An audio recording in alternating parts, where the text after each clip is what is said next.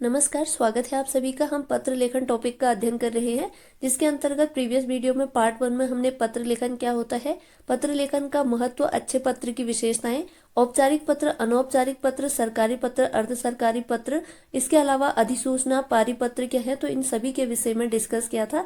इसी क्रम में पार्ट 2 के अंतर्गत आज की वीडियो में हम संक्षेपण और पल्लवन, तो इन टॉपिक के अंतर्गत दिए गए इंपॉर्टेंट फैक्ट को डिस्कस करेंगे। तो शुरू करते हैं आज की वीडियो को। तो सबसे पहले हम अध्ययन करते हैं संक्षेपण क्या है। तो किसी विस्तृत विवरण, कहानी, लेख, वक्तव्य, शोध, प्रबंध, निबंध या निर्देशों के ऐसे संयोजन को संक्षेपण कहते हैं जिसमें मुख्य विचारों, तर्कों आदि को लघुत्तर या संक्षिप्त और क्रमबद्ध रूप में रखा गया हो। अगला पॉइंट है संक्षेपण एक स्वतः पूर्ण रचना है जिसकी संरचना भी निबंध जैसे ही होती है।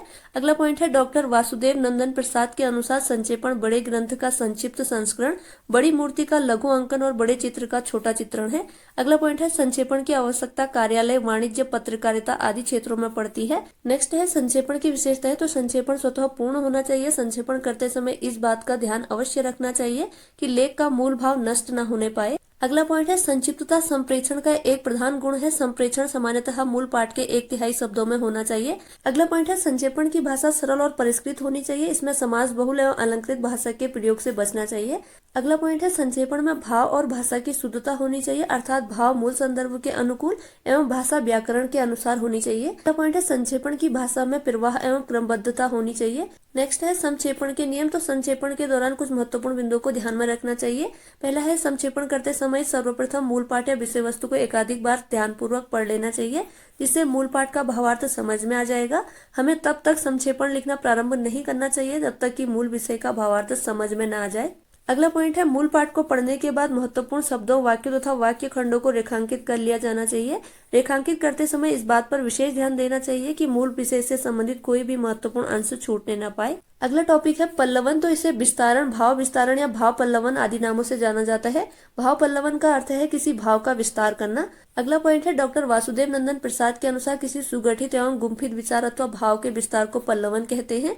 अगला पॉइंट है इस प्रकार पल्लवन में किसी उक्ति, वाक्य, सूक्ति, कहावत, लोकोक्ति आदि को विस्तार से प्रस्तुत किया जाता है।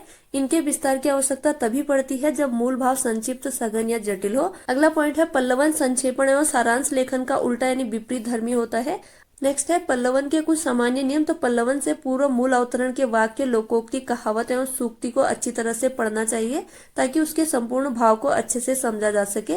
अगला है भावार्थ को समझने के पश्चात मूल विचार से संबंधित गौण विचार या भावों को समझने की चेष्टा करनी चाहिए। अगला पॉइंट है इसके पश्चात एक एक विचार एवं भाव को अनुच्छेदवार लिखना आरंभ करना चाहिए। तो यह है पल्लवन के सामान्य नियम। तो ये थी आज की वीडियो, जिसके अंतर्गत आज की वीडियो में हमने पल्लवन और संक्षेपण, तो इस टॉपिक के अंतर्गत दिए गए इंपॉर्टेंट फैक्ट को डिस्कस किया।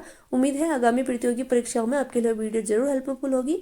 अगर वीडियो पसंद आई है तो प्लीज चैनल को लाइक, शेयर और सब्सक्राइब जरूर कीजिएगा और अपना अमूल्य कमेंट भी जरूर कीजिएगा। इसी के साथ आज की वीडियो ओवर होती है। Thanks for watching.